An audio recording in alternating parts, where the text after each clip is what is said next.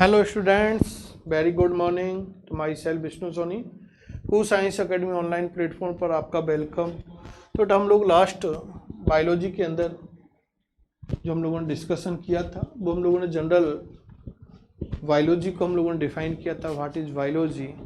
हम लोगों ने देखा था कि biology term is derived from two Greek word. First is the noun is the bio, second other is the logy और लागोस। बायोस मीन्स होता है लिविंग, यानी सजीव के बारे में हम लोगों ने बात की थी। लागोस का मीन्स था आप लोगों के अध्ययन करना, टू स्टडी हम लोगों ने डिस्कस किया था बेटा।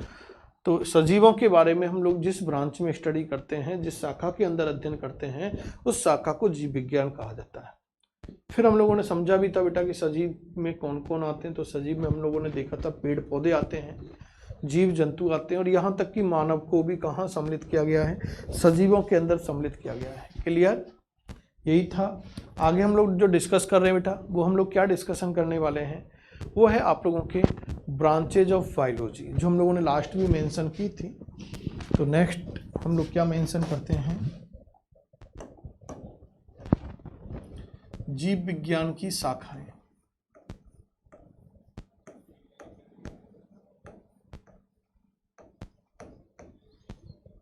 जीव विज्ञान की शाखाएं।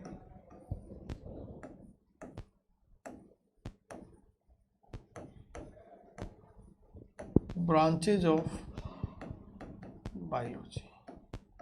तो हम लोगों ने बेटा समझा था कि जीव विज्ञान की मुख्यतः दो शाखाएं होती हैं। कितनी शाखाएं होती हैं? दो शाखाएं होती हैं। फर्स्ट जो शाखा होती है उसको कहा जाता है बेटा वनस्पति विज्ञान।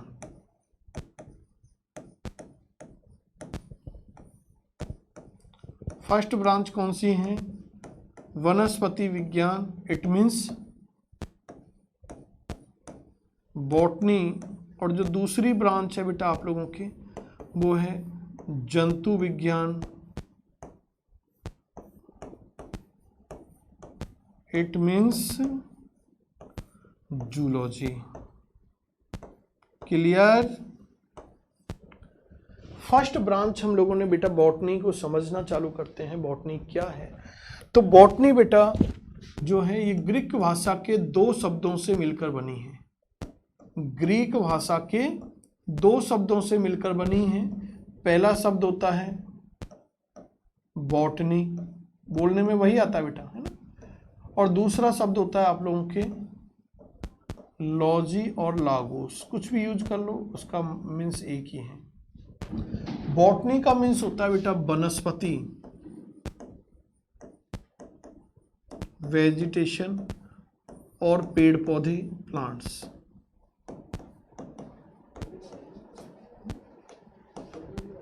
और लॉजी का मीन्स क्या होता है? अध्ययन करना।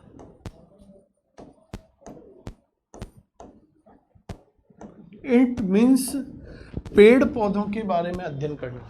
हम लोग बायोलॉजी की जिस ब्रांच के अंदर पेड़ पौधों के बारे में, वनस्पति के बारे में अध्ययन करते हैं, उसे कहा जाता है बेटा बॉटनी, वनस्पति विज्ञान। क्लियर? वनस्पति विज्ञान सबने आपने बॉटनी वर्ड सुना होगा, लेकिन एक वर्ड इसके लिए और दूसरा यूज किया जाता है। बॉटनी को फाइटोलॉजी भी कहा जाता है। इसे क्या कहा जाता है? फाइटोलॉजी भी कहा जाता है। इसे फाइटोलॉजी, इसे फाइटोलॉजी भी कहा जाता है।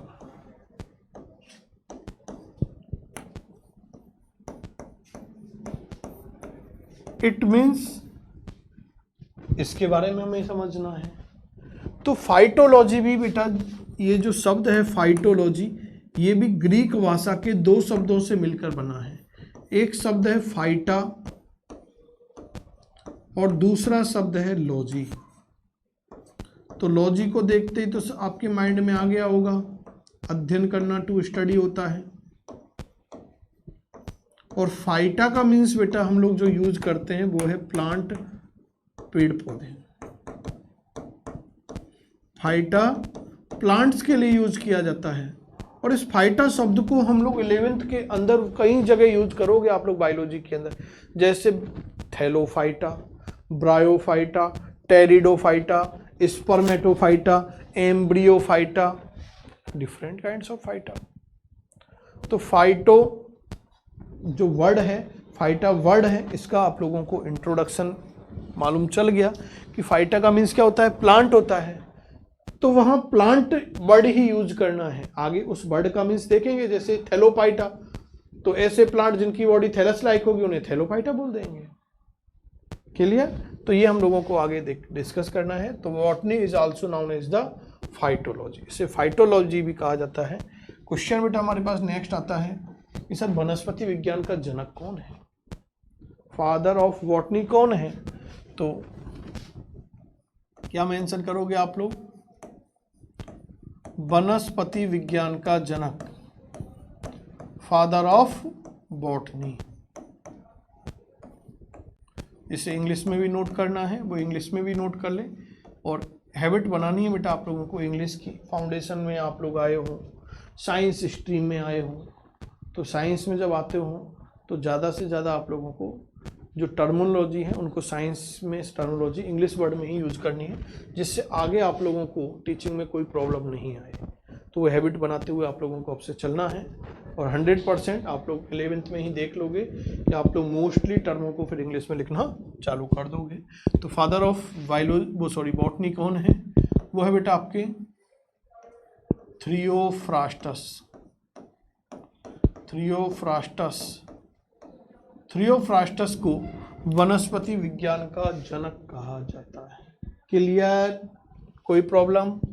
आगे बढ़ते हैं सेकंड ब्रांच की ओर। और सेकंड ब्रांच क्या है बेटा आप लोगों के? जंतु विज्ञान। सेकंड ब्रांच क्या है? जंतु विज्ञान, जूलॉजी। तो जूलॉजी भी बेटा जिस तरह से बॉटनी ग्रीक भाषा के 2 शब्दों से मिलकर बनी है, ठीक इसी प्रकार से जूलॉजी भी ग्रीक भाषा के 2 शब्दों से मिलकर बनी है। पहला शब्द है जू और सेकंड शब्द है लॉजी।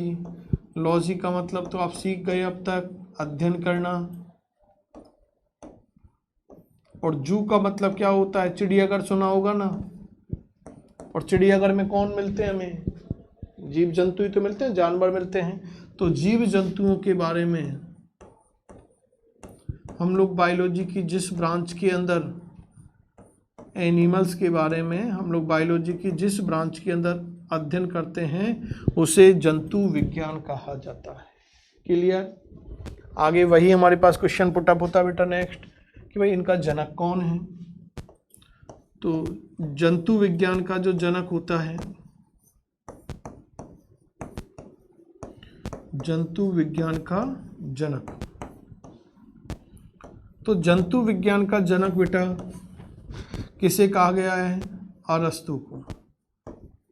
जिस प्रकार से जीव विज्ञान का जनक अरस्तु है, ठीक उसी प्रकार से जंतु विज्ञान का जनक अरस्तु है। तो अभी तक आपके पास साइंटिस्टों के बारे में आया है कि जीव विज्ञान का जनक अरस्तु, वनस्पति विज्ञान का जनक थ्रियोफ्रास्टस और जंतु विज्ञान का जनक अरस्तु है। लेकिन जीव विज्ञान शब्द का गठनकर्ता लेमार्क एवं ट्रेविरिनस ने, जिन्होंने जीव विज्ञान शब्द का गठन 1802 में किया था। क्लियर? आगे हम लोग बेटा समझते हैं नेक्स्ट कि ये तो बायोलॉजी की मेन 2 ब्रांच है बेटा। आगे हम लोग देखते हैं कि आज रिसेंट टाइम में यदि हम लोग ऑब्जर्व करें तो वर्तमान समय के अंदर बायोलॉजी की एक तीसरी शाखा भी उभर कर आ चुकी है। और वो तीसरी शाखा जो उभर कर आई है, वो तीसरी शाखा कौन सी है? सूक्ष्म जीव विज्ञान।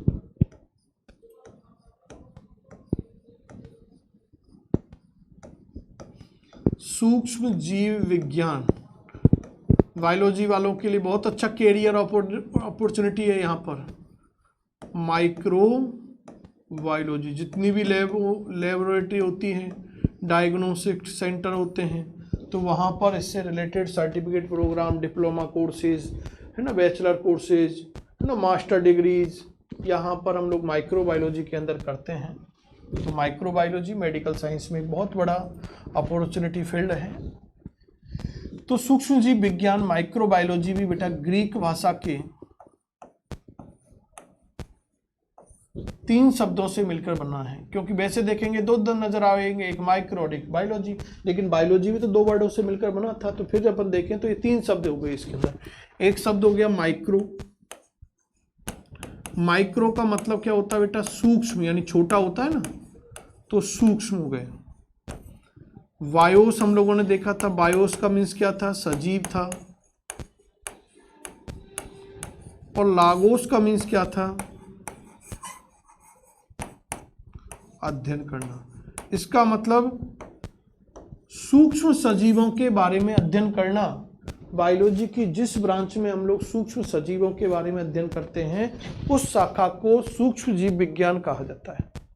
अब आपके माइंड में क्वेश्चन आ रहा होगा, सर ये सूक्ष्म जीव होते कौन से हैं? तो बेटा ऐसे जीव होते हैं, ऐसे सजीव होते हैं जिन्हें हम लोग नग्न आंखों से प्रेक्षित नहीं कर सकते, क्योंकि उनकी साइज क्या होती है? बहुत सूक्ष्म होती है, माइक्रो साइज के होते हैं, जिनको विदाउट माइक्रोस्कोप, बिना सूक्ष्मदर्शी के हम लोग प्रेक्षित नहीं कर सकते।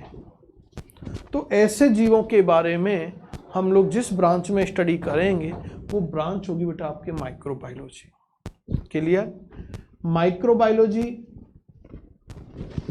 का भी जनक है, तो सूक्ष्म जीव विज्ञान का जनक, जैसे नाम छोटा है सूक्ष्म जीव, ऐसे ही इसका भी बेचारे का नाम छोटा है। सूक्ष्म जीव विज्ञान का जनक एंटोनी वान ल्यूवेनहॉक, छोटा सा ही तो नाम है, सूक्ष्म जीव विज्ञान का जनक। कह रहे होंगे सर कहाँ है छोटा नाम? तो इसीलिए बोला है छोटा सा नाम, तो आपके माइंड में हो जाएगा बड़ा लंबा नाम जो आपके नजर आएगा वही क्या है? सूक्ष्म जीव विज्ञान का जनक है। तो इनका पूरा नाम है एंटोनी वॉन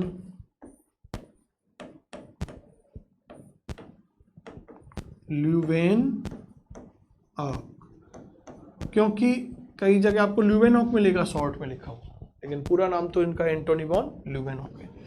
एक और वैज्ञानिक है जिनका भी माइक्रोबायोलॉजी में बहुत बड़ा कंट्रीब्यूशन था, बहुत ज़्यादा योगदान था, जिन्होंने बहुत सारी सूक्ष्म जैविक क्रियाओं के बारे में, माइक्रोबायोलॉजिकल एक्शन के बारे में, एक्टिविटीज़ के बारे में अपना कंट्रीब्यूशन दिया, उनके बारे में एक्सप्लेनेशन दिया, उनके बारे में बताया।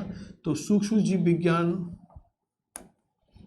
का जो जनक है वो तो एंटोनी वॉन है, लेकिन आधुनिक सूक्ष्म जीव विज्ञान के जनक की बात की जाए, आधुनिक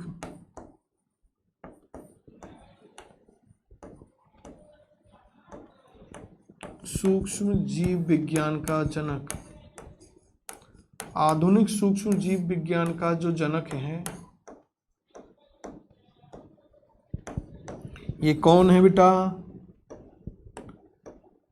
तो ये है आप लोगों के लुईस पाश्चर।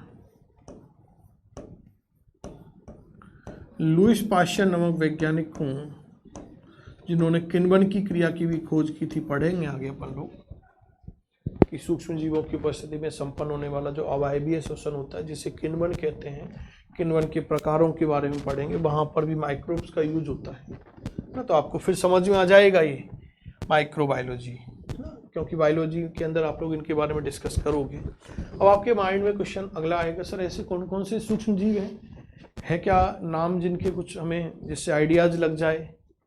तो बेटा है, ऐसे सूक्ष्म जीव कई हैं।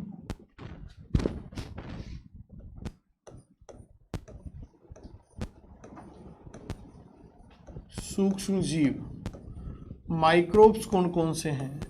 तो सबसे पहले तो बेटा जीवाणु हैं, बैक्टीरिया, जीवाणु बैक्टीरिया है।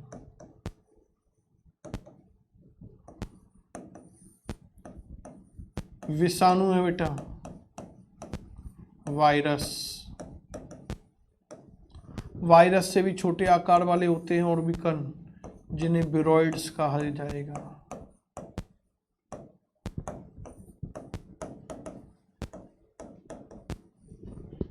और भी देखें तो नील हरित शैवाल,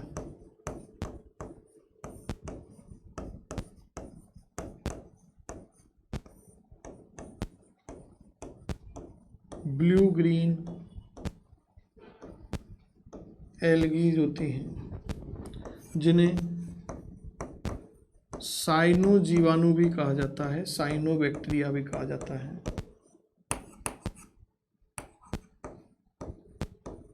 साइनो बैक्टीरिया भी कहा जाता है। क्लियर। और यदि और भी सूक्ष्म जीव के बारे में बात करें तो माइकोप्लाज्मा है, जिसे पादप जगत का जोकर भी कहेंगे, माइकोप्लाज्मा। तो ऐसे कई बेटा सूक्ष्म जीव हैं जिनके बारे में हम लोग माइक्रोबायोलॉजी के अंदर स्टडी करते हैं। और इन सारे जितने भी सूक्ष्म जीव हैं इनके बारे में हम लोग 11th के अंदर स्टडी करेंगे बेटा। जब 11th के अंदर जब आप लोग लेसन नंबर 2 देख रहे होंगे तो देखना लेसन नंबर 2 बायोलॉजिकल क्लासिफिकेशन, जीव जगत का वर्गीकरण जो आपके चैप्टर है, वहाँ पर इन सब के बारे में इंट्रोडक्शन है, उनके बारे में वहाँ हम लोग पढ़ेंगे। और यहाँ तक केवल इतना ही सीमित नहीं कि 11th में है, 12th में भी आप लोग इन माइक्रोब्स के बारे में उपयोग, यूजेज इनके आएंगे। तो यूजेज इनके जो हैं आपके 12th में हैं। तो माइक्रोबायोलॉजी का कंट्रीब्यूशन देख लो आप लोग, पता चल गया कि हम बेसिक जो पार्ट पढ़ रहे हैं इसमें हमें 11th की भी चीज़ आ रही है नज़र और 12th की भी नज़र आ रही है। और यहाँ तक माइक्रोबायोलॉजी सीमित नहीं रहेगी बेटा आपके। जब भी मेडिकल साइंस में आप लोग जाओगे तो मेडिकल साइंस के